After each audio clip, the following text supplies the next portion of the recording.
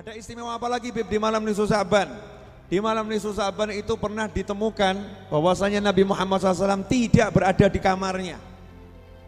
Bu, ibu, kalau malam-malam menemukan suami jalan keluar meninggalkan rumah, nggak pakai izin, ibu kira-kira curiga atau nggak curiga?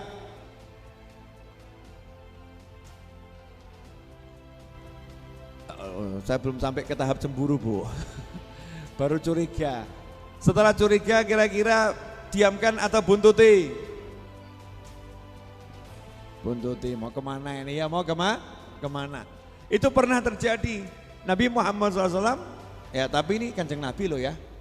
Kanjeng Nabi, artinya pria paling ganteng di jagat raya, pria paling soleh di jagat raya, pria paling baik di jagat raya. Keluar malam-malam istrinya nyari buntutin, wajar. Kenapa? Bojone ganteng, pinter, soleh. Nah kalau seperti bapak-bapak ini dibuntuti kira-kira layak enggak ya? Ibu, layak.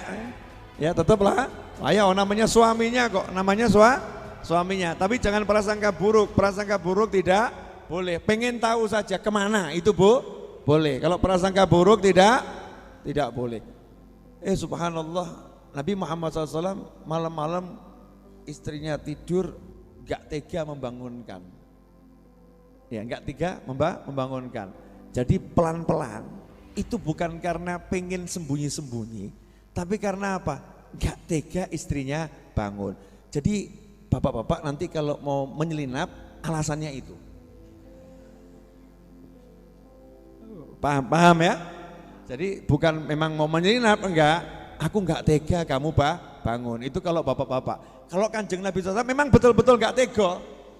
Enggak tega kalau istrinya bangun. Makanya pelan-pelan. Tapi ini istrinya sholihah pol. Ummahatul mukminin kok. Ibunya orang-orang yang beriman. Dan cintanya sama suaminya luar biasa. Maka ketika tubuh suami itu bergeser sedikit, sang istri langsung seperti apa ya, kehilangan jiwanya, langsung bangun, bergerak meninggalkan, langsung bangun. Nah sekarang ibu-ibu kalau ditinggal sama suaminya langsung bangun apa tambah angler? Bu, suami ibu bangun dari tempat tidur, ibu langsung bangun atau tidurnya tambah khusyuk? Inilah bedanya istri Nabi Muhammad SAW dengan kebanyakan kita ini. Kita ini pasangan kita bangun, kitanya nggak ikut bangun, dia toh nggak ikut bangun. Tapi kalau ini Nabi SAW bangun, istrinya langsung grek bangun. Kenapa? Karena memang jiwanya nggak bisa jauh dari suaminya. Masya Allah, Masya Allah Bu. Kapan ya Bu ya? Ini bisa jadi istri yang seperti itu. Bisa enggak Bu? Jawaban gak jelas. Bisik-bisik. Bisa enggak Bu? Insya Allah Pak gitu. Ini bangun ya, bangun. Tapi karena penasaran ya, penasaran. Ini suami saya mau kemana? Sayyidatuna Aisyah itu ya lucu, beliau menyenangkan alaihissalam, maka pura-pura tidur. Begitu Nabi SAW keluar dari rumah langsung buntuti. Dibuntuti ternyata Kanjeng Nabi SAW ke kuburan. Kuburan, bukan ke masjid, tapi ke kuburan. Kemana itu? Pemakaman Baqi, ya pemakaman Baqi, ke kuburan. Di situ dilihat Nabi SAW doa sampai angkat tangan, ya sampai angkat tangan.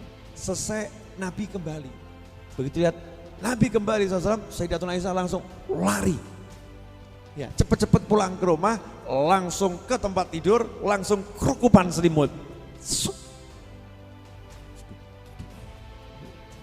tutupan selimut. Suaminya masuk. Ya ini suaminya Kanjeng Nabi Muhammad SAW.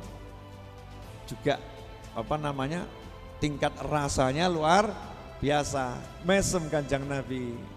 Langsung ngomong, paham kalau istrinya itu bangun. Ya, kalau bapak-bapak kan yang nggak pernah paham. Ini paham kalau istrinya bangun. Ngomong Nabi SAW, Aisyah itu tadi saya lihat ada bayang-bayang itu kamu ya? Langsung buka sini. Iya, iya. Rasul kemudian menjelaskan, nah, saya nggak mau kemana-mana. Jadi Sayyidatuna Aisyah itu malam itu cemburu. Kenapa cemburu? Ini kan hari giliran Rasul tinggal sama aku. Kenapa malam-malam menyelinap? Kok jangan-jangan apa mau pergi ke rumah istri yang lain? Karena Nabi kan istrinya 9, Anda istri 1. Jadi kalau keluar malam-malam menyelinap patut dicurigai mau kemana? Ini istrinya 9, cemburu nih mau ke rumah istri yang mana ini ya? Maka dibuntutin. Nah ternyata ke kuburan. Nabi SAW konfirmasi, saya nggak kemana-mana, cuman saya diperintahkan malam ini ke pemakaman Baqi untuk mendoakan di sana dan berdoa di sana. Karena ini malam nisfu Sya'ban. Allah mengampuni umat manusia di malam ini sebanyak jumlah bulu domba yang ada di suku Kaleb. Suku Kaleb itu suku peternak kambing. Itu yang dapat ampunan di malam nisfu Sya'ban jumlahnya sebanyak bulu kambing di peternakan kambing, suku peternak kambing. Hitungan dewi. Berarti kan banyaknya luar biasa doa. Hadits ini memberikan banyak pelajaran. Pelajarannya apa? Nabi Muhammad SAW sampai-sampai mencari tempat yang mustajab untuk berdoa. Tempat yang mustajab untuk berdoa. Padahal Nabi sendiri itu sumbernya mustajab. Doa yang paling mustajab itu kan doa di samping Nabi Muhammad sallallahu alaihi wasallam. Makanya kalau udah di samping Nabi ya doa yang benar, minta akhirat, minta selamat ya, minta selamat itu yang paling utama. Jangan minta yang lain, minta syafaat di depan Rasulullah sallallahu alaihi wasallam. Nah, ini tapi Rasul ngajarkan sama umatnya, aku Nabi, aku Rasul, dimanapun aku berdoa kabul, aku saja berangkat ke kuburan. Paham? Kuburan siapa? Sahabat, orang-orang yang mulia, orang-orang yang luar biasa. Sahabat itu pangkatnya di atas wali, pangkatnya di atas wali. Lah karena di Indonesia nggak ada sahabat Nabi, lah kita cari kuburan para wali. Siapa wali? Gak usah jauh-jauh, orang tua kita sendiri insya Allah itu para aulia. Buktinya apa? Berkat orang tua kita, kita menjadi muslim. Itu pahalanya sudah luar biasa. Maka orang Jawa ngajari nyadran ziarah kubur di bulan Sya'ban, betul kan? Ya, nyadran itu kan adanya di bulan Sya'ban. Kenapa enggak recep nyadrannya ya? Kenapa di bulan Sya'ban? Karena meniru apa yang dilakukan oleh Nabi Muhammad SAW. Meskipun dilakukannya tidak di malam nisfu Sya'ban, tapi ada perbuatan Nabi di bulan Sya'ban secara khusus berangkat ke kuburan, doa di sana. Halo, sampai di sini jelas atau belum? Ya.